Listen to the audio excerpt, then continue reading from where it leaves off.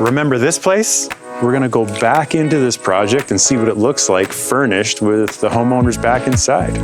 Follow me. So before we got here, this was the kitchen. And this whole back area was the family room. So we flipped the kitchen to the other side of the house.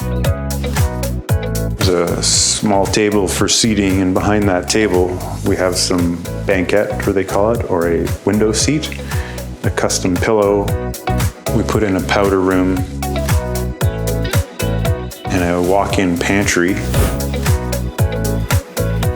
Lots of space for storage, and it also has a motion light, so when you open the door, the light turns on, and within a few minutes, the light is shut off once the door is closed.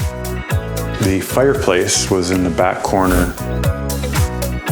We removed that and put in a new fireplace. These windows went from the height they are now close to the floor, so we removed those windows and put in two smaller windows with some custom cabinetry below them. A new mantle and a very flat screen TV. Bring you into the kitchen. We got a nice note from the customers left for us for today. All the appliances are in now and installed.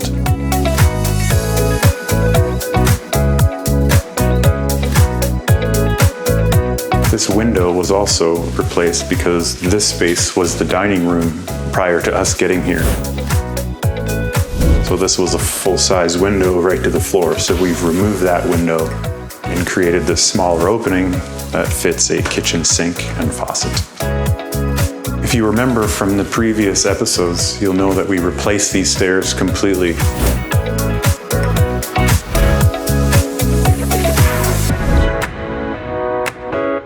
Before we got here, they were a lot narrower, and there was also a wall here that was built to fit the existing stairs that didn't need to be here. So we were able to widen the stairs, and at the top, we put in 2 landings to eliminate the turn in the stairs, which was very steep and narrow.